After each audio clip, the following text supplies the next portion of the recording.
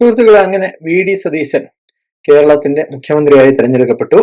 കുറെ നാളത്തെ കാത്തിരിപ്പിന് ശേഷമാണ് നമുക്കൊരു മുഖ്യമന്ത്രിയെ കിട്ടുന്നത്. ഇക്കാര്യത്തിൽ വി ഡി സതീശൻ കോൺഗ്രസിന്റെ നാച്ചുറൽ ചോയ്സ്, സ്വാഭാവികമായ ഒരു ചോയ്സ് ആയിരുന്നില്ല എന്നുള്ള കാര്യം നിങ്ങൾക്കറിയാം. കാരണം കോൺഗ്രസ് പാർട്ടിയുടെ തീരുമാനം സതീശന് അനുകൂലമായിരുന്നില്ല, കെ സി വേണുഗോപാലിന് അനുകൂലമായിരുന്നു. പക്ഷേ ജനവികാരം അത് സതീശനൊപ്പമായിരുന്നു എന്നുള്ളത് കൊണ്ടാണ് കോൺഗ്രസ് ഹൈക്കമാൻഡിന്റെ തീരുമാനത്തെ വരെ മറികടന്ന് ജനവികാരത്തിന് അനുകൂലമായിട്ട് വി ഡി സതീശനെ നിശ്ചയിക്കാനായിട്ട് ഹൈക്കമാൻഡ് നിർബന്ധിതരായത്. ഈ ഒരവസ്ഥ അത് വി ഡി സതീശനെ ഒരു വല്ലാത്തൊരു ഊരാക്കുടുക്കിൽ പെടുത്തിയിരിക്കുന്നു എന്നുള്ളതാണ് ഞാൻ ഇതിൽ കരുതുന്നത്. പ്രധാനമായിട്ടും വി ഡി സതീശൻ ഇപ്പോൾ നേരിടുന്ന ഒരു പ്രതിസന്ധി, അത് വളരെ അൺയൂഷ്വൽ ആയിട്ടുള്ള ഒരു പ്രതിസന്ധിയാണ്. അസാധാരണമായിട്ടുള്ള ഒരു പ്രതിസന്ധിയിലാണ് വി ഡി സതീശനെ കൊണ്ടുചെന്ന് ഇത് അകപ്പെടുത്തുന്നത്. കാരണം മുഖ്യമന്ത്രിമാരായിട്ട് സാധാരണ തിരഞ്ഞെടുക്കപ്പെടുന്നത് കോൺഗ്രസിന്റെ നിയമസഭാ കക്ഷിയിൽ ഏറ്റവും കൂടുതൽ MLA-മാരുടെ പിന്തുണയുള്ള ആളെയാണ്. നിയമസഭാ കക്ഷിയിൽ ഭൂരിപക്ഷം MLA-മാരുടെ പിന്തുണയുള്ള ആളാണ് മുഖ്യമന്ത്രിയാവുന്നത്. അത് കോൺഗ്രസിന് മാത്രമല്ല, എല്ലാ പാർട്ടിയിലും അതുപോലെ തന്നെയാണ്.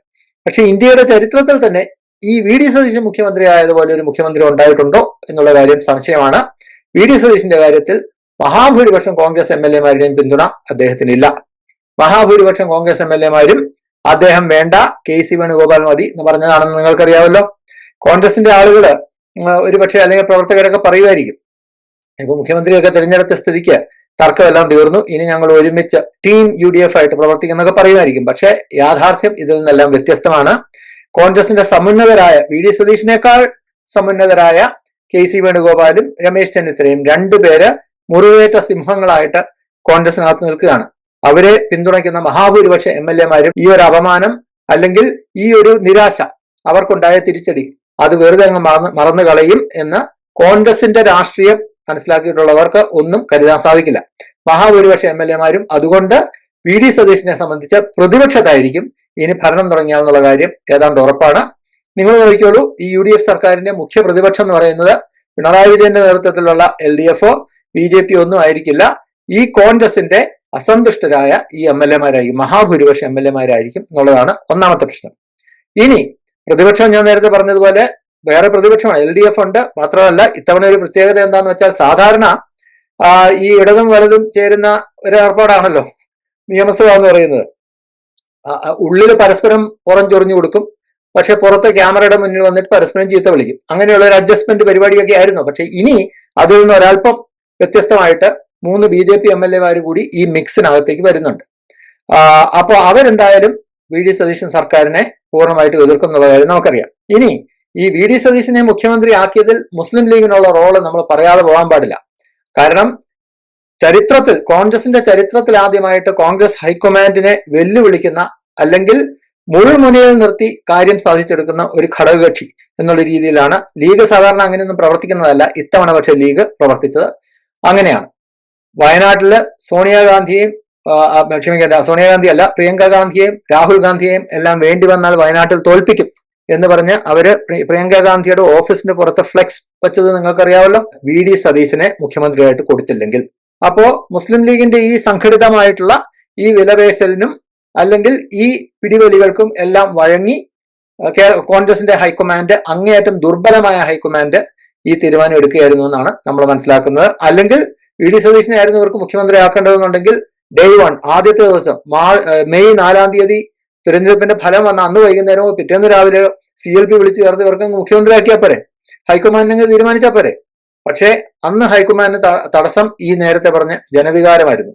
രാഹുൽ ഗാന്ധിയെ സംബന്ധിച്ച് കുറച്ചുകൂടി സമയം, ബൈയിങ് ടൈം എന്ന് ഇംഗ്ലീഷിൽ പറയും, കുറച്ചുകൂടി സമയം അങ്ങ് പോട്ടെ, ജനവികാരം ഒന്ന് തണക്കട്ടെ, എന്നിട്ട് ഈ ജനവികാരം തണുത്തു കഴിയുമ്പോൾ ചുളിവിൽ നമുക്ക് ഇതിന്റെ ഇടയിലൂടെ KCയെ അങ്ങ് വാഴിക്കാം എന്നുള്ളതായിരുന്നു രാഹുൽ ഗാന്ധിയുടെ പ്ലാൻ. പക്ഷെ ജനവികാരം അടങ്ങിയില്ലെന്ന് മാത്രമല്ല, ഈ തീരുമാനം എടുക്കുന്നത് വരെ ജനവികാരം കത്തിച്ചു നിർത്താനായിട്ട് മുസ്ലിം ലീഗിന് സാധിച്ചു. ഇതിന്റെ പിന്നിലുള്ള കാറ്റലിസ്റ്റ് എന്ന് പറയുന്ന മുസ്ലിം ലീഗ് തന്നെയായിരുന്നു. നിങ്ങൾ നോക്കൂ, ഈ എക്സിറ്റ് പോൾസിന്റെ ഫലം വന്നതിനെ കുറിച്ച്, അതിനൊപ്പം ഏറ്റവും ജനപ്രിയനായ മുഖ്യമന്ത്രി ആരാണെന്ന് ചോദിച്ചപ്പോൾ പിണറായി വിജയൻ കഴിഞ്ഞ് 2-ാം സ്ഥാനത്ത് വന്ന് വി ഡി സതീശനാണ്. അന്ന് സാദിഖ് അലി തങ്ങൾ പറഞ്ഞ എന്താണെന്ന് നിങ്ങൾ ഓർക്കുന്നുണ്ടോ? ഈ വാർത്താ മാധ്യമങ്ങൾ ചോദിക്കുമ്പോൾ അദ്ദേഹം പറയുന്നത് ജനവികാരം വി ഡി സതീശന് അനുകൂലമാണ് എന്ന് അദ്ദേഹം പരസ്യമായി പറഞ്ഞ കാര്യമാണ്. അതിന് തൊട്ടു പുറമെ നമ്മുടെ കുഞ്ഞാലിക്കുട്ടി സാഹിബ് വന്നിട്ട് പറയുന്നു, ജനവികാരം നോക്കി വേണം ഹൈക്കമാൻഡ് തീരുമാനിക്കാൻ, ജനവികാരം നോക്കി ഹൈക്കമാൻഡ് മുഖ്യമന്ത്രിയെ തീരുമാനിക്കണം എന്ന് ശ്രീ PK കുഞ്ഞാലിക്കുട്ടി പരസ്യമായിട്ട് പറഞ്ഞു. നോക്കൂ, ഞാൻ നേരത്തെ പറഞ്ഞ പോലെ ചരിത്രത്തിൽ ആദ്യമായിട്ടാണ് കോൺഗ്രസ് ഹൈക്കമാൻഡ് എന്ത് ചെയ്യണം എന്നൊരു ഘടകകക്ഷി നിർദ്ദേശിക്കുന്നത്. ഇങ്ങനെ വേണം ചെയ്യാമെന്ന് കോൺഗ്രസിനോട്, വലിയ പാടി കോൺഗ്രസ് ആണെന്നൊക്കെ അവർ പറയും, പക്ഷേ കോൺഗ്രസിന്റെ ഹൈക്കമാൻഡിനോട് നിർദ്ദേശിക്കുന്ന ചരിത്രത്തിൽ ആദ്യമായിട്ടാണ്. അത് തന്നെയാണ് പറഞ്ഞ ഇപ്പോ ഉള്ള ഈ ഒരു ആക്ഷേപം ഉണ്ടല്ലോ, ലീഗിന് വഴങ്ങിയിട്ട് ഹൈക്കമാൻഡ് തീരുമാനിച്ചതാണ് VD സതീശൻ എന്ന്, അത് ജസ്റ്റിഫൈഡ് ആവുന്നത് ഇങ്ങനെയുള്ള സാഹചര്യത്തിലാണ്. നിങ്ങൾ ഒരു യാഥാർത്ഥ്യം മനസ്സിലാക്കേണ്ടതുണ്ട്. മുസ്ലിം ലീഗിന് അവർക്ക് ഈ VD സതീശനെ മുഖ്യമന്ത്രി കസേരയിലേക്ക് കൊണ്ടുവന്നതിൽ അല്ലെങ്കിൽ മുഖ്യമന്ത്രി സ്ഥാനത്തേക്ക് കൊണ്ടുവന്നതിന് അവർക്ക് അവരുടേതായ ലക്ഷ്യങ്ങളുണ്ട്. ഞാൻ ഇതിനു മുമ്പ് ഒരു വീഡിയോയിൽ നിങ്ങളോട് ചോദിച്ചത്, എന്തിനാണ് മുസ്ലിം ലീഗ് ഈ VD സതീശന് വേണ്ടി വാശി പിടിക്കുന്നത്? മുസ്ലിം ലീഗിനും മുസ്ലിം സമുദായത്തിനും കിട്ടാനുള്ളത് എല്ലാം ഈ പറയുന്ന VD സതീശനായാലും KC വേണുഗോപാലും രമേശ് ചെന്നിത്തല ആരായാലും അവരുടെ കയ്യിൽ നിന്ന് വാങ്ങിയെടുക്കാനായിട്ട് അവർക്കറിയാം. അല്ലെങ്കിൽ മുസ്ലിം സമുദായത്തിന് കൊടുക്കരുതെന്ന് ഇവരാരും പറയുകയില്ല. പിന്നെ എന്തിനാണ് VD സതീശന് വേണ്ടി ഇവരിങ്ങനെ വാശി പിടിക്കുന്നത്? മുസ്ലിം ലീഗിന്റെ ഔദ്യോഗികമായ നിലപാടെന്ന് പറയുന്നത് എന്താ? ജനവികാരത്തിനൊപ്പം നിൽക്കുന്നു. അത് വെറും മുഖം മൂടിയാണ്. സത്യം എന്താണ് ഇതില്? മുസ്ലിം ലീഗിന് അറിയാം 10 വർഷത്തിന് ശേഷമാണ് അവര് ഇപ്പോ അധികാരത്തിലേക്ക് വരുന്നത്. KM ഷാജി എല്ലാം പറഞ്ഞത് നമുക്കറിയാം. അധികാരത്തിൽ വരേണ്ടതിന്റെ പ്രാധാന്യത്തെക്കുറിച്ച് ഇക്കുറി മുസ്ലിം ലീഗ് അധികാരത്തിൽ UDF വരേണ്ടതിന്റെ ആവശ്യത്തെക്കുറിച്ച് KM ഷാജി എല്ലാം പറഞ്ഞതാണ്. തങ്ങൾക്ക് അർഹതപ്പെട്ടത് നേടിയെടുക്കാനായിട്ട് കൂടുതൽ അനുഭാവപൂർണമായിട്ടുള്ള പരിഗണന ആ ആവശ്യങ്ങൾക്ക് കിട്ടുന്നത് VD സതീശനിൽ നിന്നായിരിക്കും. അതിനാണ് കൂടുതൽ സാധ്യത എന്ന് മുസ്ലിം ലീഗിന് കൃത്യമായിട്ടറിയാം. മുസ്ലിം സമുദായത്തിന് വേണ്ട അനുകൂലമായുള്ള തീരുമാനങ്ങൾ എടുക്കുന്ന ഒരു സാഹചര്യം വന്നു കഴിഞ്ഞാൽ ലീഗിനറിയാം സാധാരണ സംഭവിക്കുന്നതാണ്. കേരളത്തിൽ ഈ സമുദായ സംഘടനകളുടെ NSS, SNDP, പിന്നെ കത്തോലിക്ക സഭ ഇവരെല്ലാം എതിർക്കും. KC വേണുഗോപാലോ രമേശ് ചെന്നിത്തലയോ ആണെങ്കിൽ ഈ സമുദായ സംഘടനകളുടെ മുന്നിൽ ദുർബലരാവും, അവരുടെ സമ്മർദ്ദത്തിന് വഴിപ്പെട്ടു പോകും. അങ്ങനെ അത് വഴങ്ങും. അപ്പൊ മുസ്ലിം ലീഗിന് പിന്നോട്ട് പോകേണ്ടി വരും. പക്ഷേ VD സതീശൻ ഇത്രയും കാലമുള്ള ഒരു ചരിത്രത്തിൽ അല്ലെങ്കിൽ ഇത്രയും കാലമുള്ള അനുഭവം വെച്ച് VD സതീശൻ ഒരു പോരാളിയാണ്.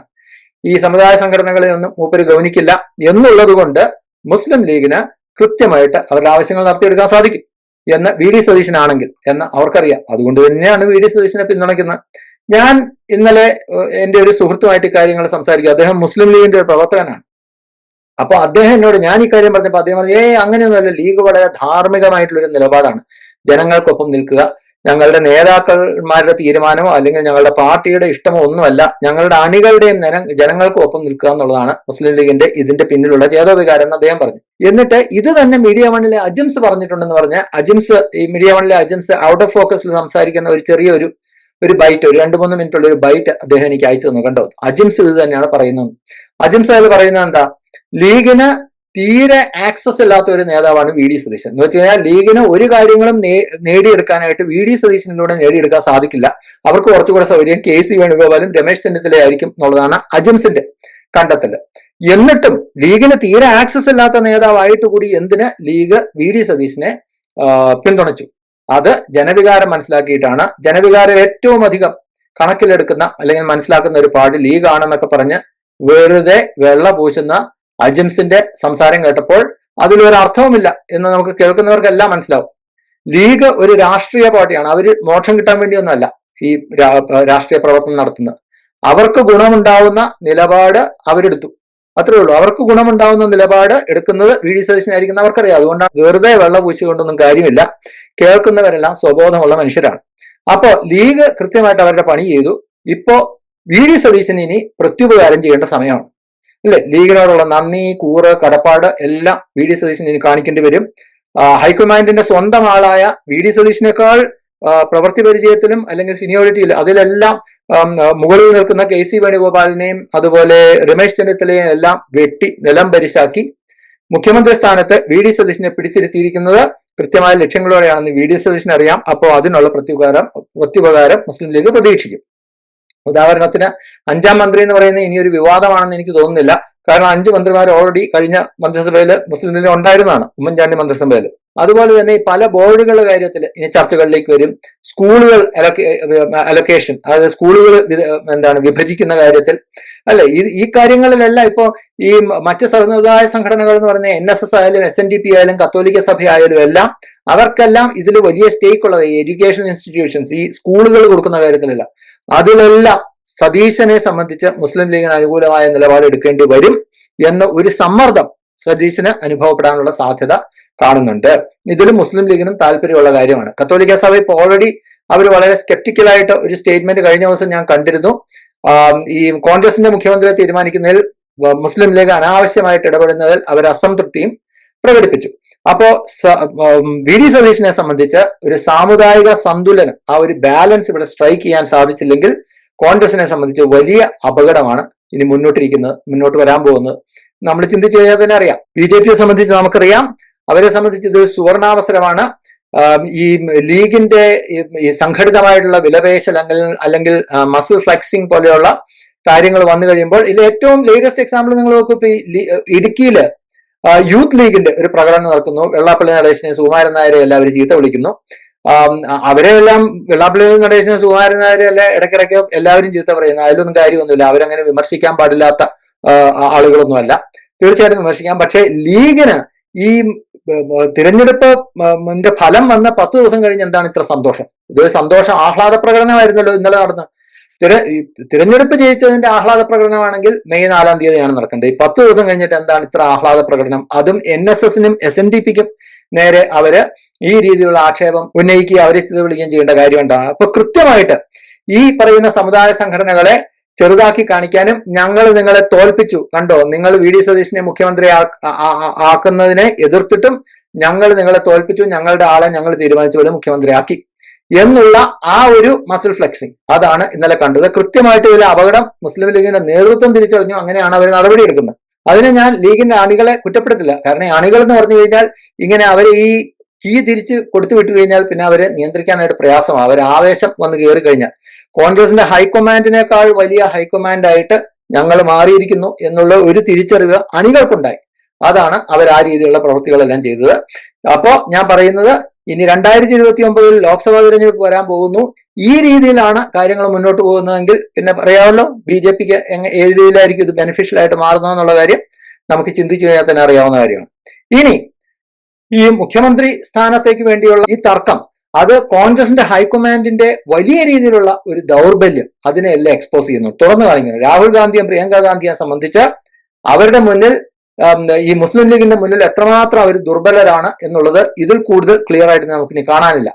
ഗാന്ധി ഫാമിലിക്ക്, ഈ ഗാന്ധി കുടുംബത്തിന് കേരളത്തിലേക്ക് വരണമെങ്കിൽ, അല്ലെങ്കിൽ പ്രിയങ്ക ഗാന്ധിയെയും രാഹുൽ ഗാന്ധിയെയും വയനാട്ടിൽ നിർത്തി തോൽപ്പിക്കും എന്നുവരെ മുസ്ലിം ലീഗിന്റെ പ്രവർത്തകർ ഫ്ലെക്സ് വെച്ച കാര്യം ഞാൻ നിങ്ങളോട് പറഞ്ഞ, അതായത് ഞങ്ങൾ പറയുന്ന രീതിയിൽ കാര്യങ്ങൾ നീക്കാതെ നിങ്ങൾക്ക് കേരളത്തിൽ ഇനി നിങ്ങളുടെ രാഷ്ട്രീയം മുന്നോട്ട് കൊണ്ടുപോകാൻ സാധിക്കില്ല എന്നുള്ളത് തന്നെയാണ് ഈ ഗാന്ധി കുടുംബത്തിന് മനസ്സിലാവാൻ പാകത്തിന് കൃത്യമായിട്ടുള്ള ഭാഷയിൽ പറഞ്ഞിട്ടുള്ളത്. ഇതിന്റെ ഒരു പ്രത്യേകത എന്താണെന്ന് വെച്ച് കഴിഞ്ഞാൽ നിങ്ങൾക്കറിയാം, പ്രിയങ്ക ഗാന്ധി ഇപ്പൊ ജയിച്ചിട്ടുള്ളത്, ഇതിനു മുമ്പ് രാഹുൽ ഗാന്ധി ജയിച്ചിട്ടുള്ളത് വയനാട്ടിൽ നിന്നാണ്, അല്ലെ? മുസ്ലിം ലീഗിന് നല്ല കൃത്യമായിട്ടുള്ള സ്വാധീനമുള്ള, അപ്രമാദിത്വമുള്ള പ്രദേശമാണ്, ലോക്സഭാ മണ്ഡലമാണ് വയനാട്, അല്ലെ? എനിക്ക് തോന്നുന്നു 2029 രാഹുൽ ഗാന്ധി മിക്കവാറും കേരളത്തിൽ വന്നിട്ട് തന്നെയായിരിക്കും മത്സരിക്കുന്നത്. എനിക്ക് തോന്നുന്നു വല്ല വടകരയിലോ വല്ലതായിരിക്കും മത്സരിക്കുന്നത്. കാരണം റായ്ബറേലി ഇനി മൂപ്പര് ജയിക്കില്ല, അക്കാര്യം ഉറപ്പാണ്. അതുകൊണ്ട് മിക്കവാറും കെട്ടും കടാരം എടുത്ത് കേരളത്തിൽ എവിടെയെങ്കിലും, ഈ വടകര ആയിരിക്കും എനിക്ക് തോന്നുന്നു, അവിടെ നിന്നായിരിക്കും മത്സരിക്കുന്നത്. അപ്പൊ അവിടെ ജയിക്കണമെങ്കിലും മുസ്ലിം ലീഗിന്റെ പിന്തുണ വേണം. അപ്പോ രാഹുലിനെയും പ്രിയങ്കയെയും സംബന്ധിച്ച് ഇപ്പൊ ഇങ്ങനെ ഈ മുസ്ലിം ലീഗിന്റെ നിർബന്ധത്തിന് അല്ലെങ്കിൽ ഈ സമ്മർദ്ദത്തിന് വഴങ്ങുന്നതിന്റെ മറ്റൊരു കാര്യം എന്ന് വെച്ചാൽ സ്വന്തം നിലനിൽപ്പിനും കൂടെ വേണ്ടിയാണ്. കാരണം മുസ്ലിം ലീഗിനെ സുഖിപ്പിച്ചില്ല, മുസ്ലിം ലീഗിനെ സന്തോഷിപ്പിച്ചില്ല, പ്രീതിപ്പെടുത്തിയില്ല എന്നുണ്ടെങ്കിൽ രാഹുലിനും പ്രിയങ്കയ്ക്കും പോലും നിൽക്കാൻ മണ്ണുണ്ടാവില്ല. കാരണം കേരളത്തിന് പുറത്ത് എവിടെ പോയി മത്സരിച്ചാലും ജയിക്കില്ല എന്നുള്ള കാര്യത്തിൽ തർക്കമൊന്നും ഇല്ലാത്ത കാര്യമാണ്. അപ്പൊ കേരളത്തിൽ വന്ന് മത്സരിക്കണം, അതും ഈ മലബാറിൽ എവിടെയെങ്കിലും മത്സരിക്കണം എന്ന് മുസ്ലിം ലീഗിന്റെ വോട്ട് അവർക്ക് നിർബന്ധമാണ്. അപ്പൊ അവരുടെ കൂടെ നിലനിൽപ്പിന് വേണ്ടിയാണ് സതീശന്റെ കാര്യത്തിൽ ഇപ്പോൾ വിട്ടുവീഴ്ച ചെയ്തിരിക്കുന്നത്, നമ്മൾ മനസ്സിലാക്കണം. ഇനി അവസാനമായിട്ട് 2 പ്രധാനപ്പെട്ട ചോദ്യങ്ങൾ കൂടി നമ്മൾ മുന്നോട്ട് വയ്ക്കേണ്ടതുണ്ടെന്ന് തോന്നുന്നു. അതിനുള്ള ഉത്തരം നമ്മുടെ കയ്യിൽ ഇപ്പോൾ ഇല്ല, അതിന് ഭാവിയിൽ കാത്തിരുന്നാലേ കിട്ടൂ. ഒന്നാമത്തെ ചോദ്യം എന്ന് പറയുന്നത്, വി ഡി സതീശന് 5 വർഷം തികച്ച് ഭരിക്കാൻ സാധിക്കുമോ? അദ്ദേഹത്തിന് മൃഗീയമായ ഭൂരിപക്ഷമുണ്ട്, കോൺഗ്രസിന് മൃഗീയമായ ഭൂരിപക്ഷമുണ്ട്. പക്ഷേ എങ്കിൽ പോലും 5 വർഷം തികയ്ക്കാൻ സാധിക്കുമോ എന്നുള്ള കാര്യത്തിൽ എനിക്ക് ഉറപ്പില്ല. കാരണം എന്താണെന്ന് വെച്ച് കഴിഞ്ഞാൽ, മുസ്ലിം ലീഗ് ഈ വി ഡി സതീശൻ ചില രീതിയിൽ പ്രവർത്തിക്കണം. ഈ SNDP, അതുപോലെ NSS, കത്തോലിക്ക സഭ പോലെയുള്ള സംഘടനകളുമായിട്ട് ഉള്ള ഈ ബാർഗനിങ് ഉണ്ടല്ലോ, നെഗോഷിയേഷൻ ഒക്കെ നടക്കുമ്പോൾ ചില രീതിയിൽ വി ഡി സതീശൻ പ്രവർത്തിക്കണം എന്നുള്ള കാര്യത്തിൽ മുസ്ലിം ലീഗിന് ചില ധാരണകളുണ്ട്, ചില മുൻധാരണകളുണ്ട്. അപ്പോ ആ രീതിയിൽ വി ഡി സതീശന് പ്രവർത്തിക്കാൻ സാധിക്കാതെ വന്നാൽ, കാരണം മുഖ്യമന്ത്രി ആയതിനു മുമ്പുള്ള ഗീർവാണം എല്ലാം കൊള്ളാം, പക്ഷെ മുഖ്യമന്ത്രി ആയി കഴിയുമ്പോൾ വി ഡി സതീശൻ ഒരു ഏറ്റുമുട്ടലിലേക്ക് പോവാതെ സമവായത്തിന്റെ പാത സ്വീകരിക്കുകയാണ് എന്ന് കരുതിക്കോളൂ. NSSനെയും പ്രീതിപ്പെടുത്തി, SNDPയും പ്രീതിപ്പെടുത്തി, കത്തോലിക്ക സഭയൊക്കെ പ്രീതിപ്പെടുത്തി, എല്ലാവരെയും പ്രീതിപ്പെടുത്തി. അങ്ങനെ വന്നു കഴിഞ്ഞാൽ തങ്ങൾക്ക് അർഹതപ്പെട്ടത് കിട്ടില്ല എന്നൊരു തോന്നൽ മുസ്ലിം ലീഗിനാണ്. അപ്പൊ അങ്ങനെ വന്നു കഴിഞ്ഞാൽ തങ്ങൾക്കുള്ളത് കിട്ടാതെ ബാക്കിയുള്ളവരെ എല്ലാം പ്രീതിപ്പെടുത്തുന്ന ഒരു സമവായത്തിന്റെ രീതിയിലേക്ക് വി ഡി സതീശൻ പോയാൽ തീർച്ചയായിട്ടും മുസ്ലിം ലീഗിന് അത് ഇഷ്ടപ്പെടില്ല. അങ്ങനെ വന്നു കഴിയുമ്പോൾ മുസ്ലിം ലീഗിനുള്ളിൽ മുറുമുറുപ്പ് തുടങ്ങും. 1991 കരുണാകരന്റെ മന്ത്രിസഭയ്ക്ക്, കരുണാകരന്റെ മന്ത്രിസഭയ്ക്ക് വന്ന അതേ ഗതി വി ഡി സതീശന്റെ മന്ത്രിസഭയ്ക്ക് വന്നാൽ ഞാൻ അത്ഭുതപ്പെടില്ലെന്ന് പറയാൻ കാരണം അതാണ്. കരുണാകരന്റെ കാര്യത്തിൽ എന്താ സംഭവിച്ച, ISROയുടെ കേസൊക്കെ വന്നു കഴിഞ്ഞപ്പോൾ രമൺ ശ്രീവാസ്തവയെ നീക്കണം എന്നുള്ള കാര്യത്തിൽ മുസ്ലിം ലീഗിന് കടും പിടുത്തമായിരുന്നു. മുസ്ലിം ലീഗിന് വലിയ നിർബന്ധമായിരുന്നു രമൺ ശ്രീവാസ്തവയെ നീക്കണം. കരുണാകരനാണെങ്കിൽ രമൺ ശ്രീവാസ്തവയെ തൊടില്ല. അപ്പോൾ മുസ്ലിം ലീഗ് എന്ത് ചെയ്തു, ഈ കരുണാകരനുമായിട്ട് എതിർത്ത് നിൽക്കുന്ന ആന്റണി ഗ്രൂപ്പിൽ, ഉമ്മൻചാണ്ടിയുടെ ആന്റണിയുടെ കൂടെ നിൽക്കുന്ന A ഗ്രൂപ്പ് ഉണ്ടല്ലോ, A ഗ്രൂപ്പിനെയും KM മാണിയെയും, അതായത് കേരള കോൺഗ്രസിനെയും എല്ലാം ഒരുമിച്ച് കൂട്ടി മുസ്ലിം ലീഗാണ് കരുണാകരനെ അട്ടിമറിക്കാനുള്ള പരിപാടിക്ക് നേതൃത്വം നൽകിയ നമുക്കറിയാവുന്ന കാര്യം, അതൊന്നും വെള്ള പൂശിയിട്ടൊന്നും കാര്യമില്ല. അപ്പോ മുസ്ലിം ലീഗിന് അതൃപ്തി നേരിട്ട് കഴിഞ്ഞാൽ കരുണാകരനെ പോലെയുള്ള ഒരു മഹാചാണക്യനെ വരെ അട്ടിമറിച്ച് താഴെയിടാനായിട്ട് അവരെ കൊണ്ട് സാധിക്കും എന്ന് ചരിത്രം നോക്കിക്കഴിഞ്ഞാൽ നമുക്ക് മനസ്സിലാക്കാവുന്നതാണ്. ഇതുപോലെ തന്നെ വി ഡി സതീശനും അവരുടെ അപ്രീതിക്ക് പാത്രമായാൽ ഇതേ സംഭവം തന്നെ നടക്കും. വി ഡി സതീശനെ അട്ടിമറിക്കാനായിട്ട് സദാസന്നദ്ധരായിട്ട് ഞാൻ നേരത്തെ പറഞ്ഞ മഹാഭൂരിപക്ഷം MLA-മാരുമുണ്ട്. KC വേണുഗോപാലിന്റെയും രമേശ് ചെന്നിത്തലയും അവർക്ക് നേരിട്ട അപമാനത്തിനും അവരെ പിന്നിൽ നിന്ന് കുത്തിയുന്ന ഒരു തോന്നലല്ല അവരുടെ MLA-മാർക്കുണ്ട്. മഹാഭൂരിപക്ഷം MLA-മാരും വി ഡി സതീശനെ അട്ടിമറിക്കാനായിട്ട് തയ്യാറാവും. ആർക്കൊപ്പം? മുസ്ലിം ലീഗിനൊപ്പം ചേർന്ന്. അതാണ് പറഞ്ഞ 95 നടന്ന സംഭവം വീണ്ടും ആവർത്തിച്ചാലും അത്ഭുതപ്പെടേണ്ടതില്ല. ഒന്നാമത്തെ സിറ്റുവേഷൻ. രണ്ടാമത്തെ ചോദ്യം ഉള്ളത് വളരെ പ്രധാനപ്പെട്ട കാര്യമാണ്. ഇതൊരു ഞാണിന്മേൽ കളിയാണ് വി ഡി സതീശന് ഇനി കളിക്കേണ്ടി വരുന്നത്. പ്രധാനമായിട്ടും കേന്ദ്രത്തിലെ നരേന്ദ്രമോദി സർക്കാരുമായിട്ടുള്ള ബന്ധം എങ്ങനെ വി ഡി സതീശൻ മുന്നോട്ട് കൊണ്ടുപോകുന്നു എന്നുള്ളത് വളരെ രസകരമായിട്ട് കൗതുകമുണർത്തുന്ന ഒരു കാഴ്ചയായിരിക്കും. മോദിയുമായിട്ട് ഒരു ഏറ്റുമുട്ടലിന്റെ പാത സ്വീകരിക്കുമോ അതൊരു സമവായത്തിന്റെ പാത സ്വീകരിക്കുമോ വി ഡി സതീശൻ എന്നുള്ളതാണ് വളരെ രസകരമായിട്ട് നമ്മൾ കൗതുകമുണർത്തുന്ന, കാത്തിരുന്ന് കാണേണ്ട ഒരു കാര്യം. മോദി സർക്കാരുമായിട്ട് സമവായമാണ് കേരളത്തിനെ സംബന്ധിച്ച് ഏറ്റവും നല്ലത് എന്ന് നമ്മൾ പറയുമ്പോൾ, കാരണം എന്താണെന്ന് വെച്ചാൽ മോദി ഇന്ത്യയുടെ പ്രധാനമന്ത്രിയാണ്. കേരളം എന്ന് പറഞ്ഞാൽ വളരെ ചെറിയ ഒരു കൺസ്യൂമർ സ്റ്റേറ്റ് ആണ്. ഇവിടെ ഒരു വാഴയ്ക്ക് ഉണ്ടാക്കുന്നില്ല എന്നുള്ള കാര്യം നമുക്കറിയാം. കേന്ദ്രത്തിന്റെ സഹായം, സെൻട്രൽ അസിസ്റ്റൻസ് ഇല്ലാതെ കേരളത്തിന് പിടിച്ചു വെക്കാൻ സാധിക്കില്ല. സ്ഥിരമായിട്ട് ഇവിടെ കാണുന്നത് എന്താണെന്ന് വെച്ച് കഴിഞ്ഞാൽ മോദിയെ സ്ഥിരമായിട്ട് ചീത്ത വിളിക്കുക, പക്ഷേ ബഡ്ജറ്റ് അലൊക്കേഷൻ വന്നു കഴിയുമ്പോൾ കേരളത്തിന് വാരിക്കോരി കൊടുക്കണം എന്നൊരു അഭിപ്രായം വരും. അപ്പോൾ അങ്ങനെ ഏറ്റുമുട്ടാനായിട്ട് വി ഡി സതീശൻ തീരുമാനിച്ചു കഴിഞ്ഞാൽ വികസനം മുരടിക്കും, പ്രശ്നമാവും. ഈ നേരത്തെ പല സർക്കാരുകൾക്കും നേരിട്ടതുപോലെയുള്ള പ്രശ്നങ്ങളൊക്കെ ഉണ്ടാവും. ഇനി സമവായമാണ് വി ഡി സതീശൻ തിരഞ്ഞെടുക്കുന്നത് എങ്കിൽ മുസ്ലിം ലീഗ് ഉൾപ്പെടെയുള്ള, മുസ്ലിം ലീഗ് മാത്രമല്ല മുസ്ലിം ലീഗുമായിട്ട് ചേർന്ന് നിൽക്കുന്ന കോൺഗ്രസിന്റെ ഒരു ഫാക്ഷൻ ഉണ്ട്, അവര് വി ഡി സതീശനെതിരെ തിരിയും. കാരണം പല രീതിയിലും മോദി സർക്കാരിന്റെ ഭാഗത്തു നിന്ന് പല തീരുമാനങ്ങളും വരുമ്പോൾ അത് മുസ്ലിമുകളെ എങ്ങനെ ബാധിക്കുന്നു, അല്ലെങ്കിൽ ഇത് മുസ്ലിമുകളെ ഉന്മൂലനം ചെയ്യാനുള്ള പദ്ധതിയാണ് തുടങ്ങിയ നേരേറ്റീവ്സ് വന്നു കഴിയുമ്പോൾ, അങ്ങനെയുള്ള സാഹചര്യം വന്നു കഴിയുമ്പോൾ വി ഡി സതീശൻ മോദിക്ക് അനുകൂലമായിട്ട് നിൽക്കുന്നു, മോദിക്ക് മുന്നിൽ വഴങ്ങുന്നു, അല്ലെങ്കിൽ മോദിക്ക് മുന്നിൽ വണങ്ങുന്നു എന്നൊക്കെ പറഞ്ഞിട്ട് പിന്നെ പ്രതിപക്ഷം ഉണ്ടല്ലോ ഈ രീതിയിലൊക്കെ പറയാനായിട്ട്. അപ്പോൾ ഏതായാലും അങ്ങനെ വന്നു കഴിയുമ്പോൾ മുസ്ലിം ലീഗിന്റെ മനസ്സിൽ പോലും സതീശൻ സംഖ്യയായിട്ട് മാറും. ഇന്ന് മലബാറിലും വി ഡി സതീശന് അനുകൂലമായിട്ടുള്ള എത്രയോ വലിയൊരു തരംഗമാണോ മുസ്ലിം ലീഗ് സൃഷ്ടിച്ചത്, അതുപോലെ തന്നെ വി ഡി സതീശനെതിരെ ഒരു വിരുദ്ധ തരംഗം സൃഷ്ടിക്കാനും മുസ്ലിം ലീഗിന് അപ്പോൾ നിസ്സാരമായിട്ട് സാധിക്കും. ഇതാണ് ഞാൻ പറഞ്ഞ വി ഡി സതീശന്റെ തലയ്ക്ക് മുകളിൽ തൂങ്ങുന്ന ഇരുതലയുള്ള വാൾ. പിണറായി ഇപ്പോ PM ശ്രീ പദ്ധതിയിൽ അത് ഒപ്പിട്ടതിന് ശേഷം പിണറായി വിജയനെ വിമർശിച്ചവര് ഇനി തുറന്ന് മുന്നോട്ട് അതിനെ എങ്ങനെ കൈകാര്യം ചെയ്യും എന്നറിയാനായിട്ട് തീർച്ചയായിട്ടും എനിക്കൊരു താല്പര്യമുണ്ട്. അത് കൗതുകമുള്ള ഒരു കാര്യമാണെന്ന് തോന്നുന്നു. എനിവേ, ഇതാണ് സംഗതിയുടെ യഥാർത്ഥ ആക്ച്വൽ റിയാലിറ്റി എന്ന് പറയുന്നത് ഞാൻ ഈ പറഞ്ഞതാണ്. മതേതരന്മാരൊന്നും നിങ്ങളോട് ഇത് പറയില്ല. കാരണം ലീഗിനെ മുഷിപ്പിക്കാനോ അല്ലെങ്കിൽ ലീഗിനെ കുറ്റപ്പെടുത്താനോ അവർക്ക് സാധിക്കില്ല. ഇതല്ലാതെ ഈ മീഡിയ വണ്ണിൽ പറയുന്നത് പോലെ ഒരു വലിയൊരു മോറൽ ഹൈഗ്രൗണ്ട് എടുത്തിട്ട് മുസ്ലിം ലീഗ് എന്ന് പറയുന്നത് ലോകത്തെങ്ങും ഇല്ലാത്തൊരു സാധനമാണ്, ദൈവം നൂലിൽ കെട്ടി സ്വർഗരാജ്യത്ത് നിന്ന് താഴെ ഇറക്കിയതാണെന്നൊക്കെ പറയുന്നത് വെറും ബഡായിയാണ്. ഇത് രാഷ്ട്രീയമാണ്, ഒരു രാഷ്ട്രീയ പാർട്ടിയാണ്. രാഷ്ട്രീയ പാർട്ടി രാഷ്ട്രീയം കളിക്കുന്നത് മോക്ഷം കിട്ടാൻ വേണ്ടിയല്ല, പണം അതുപോലെ അധികാരം. ഇതാണ് ഏത് രാഷ്ട്രീയക്കാരുടെയും പ്രശ്നം. രാഷ്ട്രീയത്തിൽ ലക്ഷ്യം ഇത് മാത്രമാണ് എന്നുള്ള കാര്യം, അല്ലാതെ വെറുതെ ഇതിനെ വെള്ളം കുച്ചിട്ടൊന്നും കാര്യമില്ല. ഞാനിവിടെ ഒരു മതത്തെയും കുറ്റം പറയുന്നില്ല. ഞാൻ പറയുന്നത് മുസ്ലിം ലീഗ് എന്ന് പറയുന്ന രാഷ്ട്രീയ പാർട്ടിയെ ഇന്നത്തെ ഈ ഒരു രാഷ്ട്രീയ ചുറ്റുപാടിൽ നിന്നുകൊണ്ട് വിമർശനപരമായിട്ട് കാണുക എന്നുള്ളത് മാത്രമാണ് ഞാൻ ചെയ്തത്. ലീഗിന്റെ മനുഷ്യത്വപരമായിട്ടുള്ള പല വിഷയങ്ങളിലെ സമീപനം, മറ്റേ വയനാട്ടിലെ വീട് വെച്ചു കൊടുത്ത കേസിലെല്ലാം ഞാൻ തന്നെ വീഡിയോ ചെയ്തതാണ്. അവരുടെ ഇത് ലീഗിന് മാത്രമേ ഇത് സാധിക്കൂ എന്ന് പറഞ്ഞിട്ട് ഞാനന്ന് വീഡിയോ ചെയ്തതാണ്. അതുപോലെ തന്നെ ഈ കോൺഗ്രസ് ഹൈക്കമാൻഡിനെ വരെ വരച്ച വരയിൽ മുൾമുനയിൽ നിർത്തി അവരുടെ കാര്യം ഈ രീതിയിൽ നേടിയെടുക്കാൻ ഹൈക്കമാൻഡിന്റെ തന്നെ സ്ഥാനാർത്ഥിയെ വെട്ടി സ്വന്തം സ്ഥാനാർത്ഥിയെ മുഖ്യമന്ത്രിയാക്കാനും ലീഗിനെ കൊണ്ട് മാത്രമേ സാധിക്കൂ എന്നുള്ള യാഥാർത്ഥ്യവും ഞാൻ രണ്ടു വശവും പറയുന്നു മാത്രമേ ഉള്ളൂ. ഇത് മനസ്സിലാക്കുന്നവരെ സംബന്ധിച്ച് ഞാൻ പറഞ്ഞത് സത്യമാണ് എന്ന് തിരിച്ചറിയാനായിട്ട് ഒരു പ്രയാസം ഉണ്ടാവില്ല. അവരത് അംഗീകരിക്കും. ഏതായാലും ഇത്രയൊക്കെ കഷ്ടപ്പെട്ട് പടവെട്ടി ഹൈക്കമാൻഡിൽ നിന്ന് പിടിച്ചു വാങ്ങിയ ഈ കിരീടം, മുഖ്യമന്ത്രി കിരീടം, വി ഡി സതീശന് ഒരു മുൾക്കിരീടം ആവാതിരിക്കട്ടെ എന്ന് ആശംസിക്കുന്നു. Thank you. ജയ് ഹിന്ദ്.